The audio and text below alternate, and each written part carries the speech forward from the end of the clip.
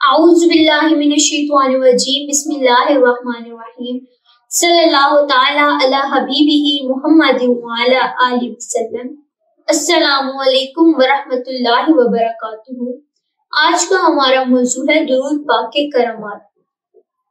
ایک تجارتی جہاز سمندر میں جا رہا تھا کہ اس میں ایک ایسا شخص بھی موجود تھا کہ جس کی عادت میں یہ چیز شامل تھی کہ وہ نبی پاک صلی اللہ علیہ وآلہ وسلم کی ذات اقدس پر کثرت سے درود پاک پڑھتا رہتا تھا۔ ایک دن وہ شخص سمندر میں جب جا رہا تھا، اپنی عادت کے مطابق اونچی آواز سے درود پاک پڑھ رہا تھا کہ ایک مچھلی نے درود پاک کی آواز سنی اور مست ہو گئی اور چومتی ہوئی جہاز کے پیچھے پیچھے تیرنے لگی اور درود پاک سنتی رہی۔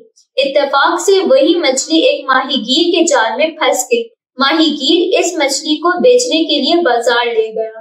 ایک صحابی رضی اللہ تعالی عنہ نے اس مچھلی کو اس نیت سے خرید فرمایا کہ پکا کر تاجدار مدینہ صلی اللہ علیہ وآلہ وسلم کے بارگاہ میں نظر کروں گا۔ چنانچہ جب ان کی زوجہ نے مچھلی کو ہنڈیا میں ڈال کر چولہے پر رکھ کر آگ جلانا چاہا تو آگ نہ جلی۔ جب آگ جلائی جاتی بجھ جاتی۔ تھک ہار کر سرکار مدینہ صلی اللہ علیہ وآلہ وسلم کے دربار میں حاضر ہو کر ایک صحابی نے ماجرا عرض کیا۔ سرکار مدینہ صلی اللہ علیہ وآلہ وسلم نے ارشاد فرمایا، دنیا کی آگ تو کیا، اس مچھلی کو تو دوزخ کی آگ بھی نہیں جلا سکتی، کیونکہ جہاز پر سوار ایک آدمی درود شریف پڑھ رہا تھا اور یہ مچھلی وہ درود شریف سنتی رہی۔ سبحان اللہ! قربان جائیے کہ جب ایک مچھلی صرف درود شریف سننے کی برکت سے آگ سے محفوظ رہ سکتی ہے، تو پھر اگر کوئی مسلمان محبت اور شوق میں ڈوب کر اٹھتے بیٹھتے سرکار مدینہ پر درود شریف بھیجتا رہے گا تو وہ جہنم کی آگ میں کیوں جلے گا۔ ایک اور بہن نے اپنا مشاہدہ شیئر کیا۔ وہ کہتی ہے کہ ایک بیٹی، ان کی عمر زیادہ نہیں، میرا خیال ہے مشکل سے 20 سال ہے۔ وہ کہتی ہیں ویسے تو وہ روٹین میں مختصر درود شریف پڑھتی رہی، لیکن جب انہوں نے درود ابراہیمی کی فضیلت سنی تو انہوں نے درود ابراہیمی بھی پڑھنا شروع کیا۔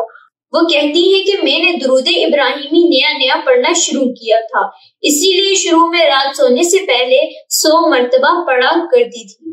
درود ابراہیمی پڑھتے ہوئے مجھے ابھی صرف 20 دن ہی گزرے تھے کہ اللہ تعالیٰ کی طرف سے مجھے خواب میں بہت سارے اشارے ہونے لگے، اور زیادہ تر اشارے ان کاموں کے بارے میں ہوتے تھے جو ہماری زندگی میں ہونے والے ہوتے تھے۔ خواب میں جس کام کا بھی اشارہ جس طرح بھی کیا جاتا وہ کام اسی طرح ہی ہوتا تھا۔ کچھ دن گزرنے کے بعد میں نے ان کی تعداد 100 سے بڑھا کر روزانہ 313 بار پڑھ کر سونے لگی۔ 313 مرتبہ درود شریف پڑھ رہی تھی۔ اس کو پڑھتے ہوئے ابھی کچھ دن ہی گزرے تھے۔ ایسا لگا جیسے میری آنکھوں سے پردہ ہٹا لیا گیا ہے۔ مجھے بہت سارے چمکتے ہوئے سفید موتی نظر آتے، مختلف سائز، کبھی بڑے اور کبھی چھوٹے۔ مجھے ایسے شیشے کے پتھر بھی نظر آتے کہ جن کے اندر سبز روشنی ہوتی تھی، کبھی سرخ پھول بھی نظر آتے تھے۔ میرے لیے سب اتنا اچانک شروع ہوا کہ میں سمجھ نہ سکی کہ کیا ہو رہا ہے۔ درود ابراہیمی میں کبھی ناغہ نہیں کیا۔ کچھ عرصے کے بعد جب میری درود ابراہیم پڑھنے کی عادت پختہ ہو گئی تو پھر میں نے 313 کے بجائے 500 مرتبہ درود ابراہیمی پڑھنے لگی۔ 500 مرتبہ درود ابراہیمی پڑھتے ہوئے 3 دن ہی گزرے تھے کہ مجھے خواب میں صاف یہ دکھایا گیا کہ میرے خاندان کا کون دشمن ہے، اور 3 دن تک مسلسل مجھے خواب میں دشمن کا چہرہ صاف دکھائی دیا گیا۔ درود ابراہیم سب سے بڑی نعمت ہے۔ میں حضور صلی اللہ علیہ وآلہ وسلم سے بہت شدید محبت کرتی ہوں اور آپ صلی اللہ علیہ وآلہ وسلم کو اکثر یاد کرتی ہوں اور یاد کر کے روتی ہوں، اور آپ صلی اللہ علیہ وآلہ وسلم سے اکثر التجا کرتی ہوں کہ میں بہت گنہگار ہوں، اگر مجھ سے کوئی غلطی ہو گئی ہو تو مجھے معاف کر دیں۔ یہ درود شریف پڑھنے کی ہی برکت ہے۔ الحمدللہ مجھے 3 مرتبہ حضور صلی اللہ علیہ وآلہ وسلم کی زیارت نصیب ہوئی۔ امید ہے آپ کو یہ ویڈیو پسند آئی ہوگی۔ بہت شکریہ۔ اللہ حافظ۔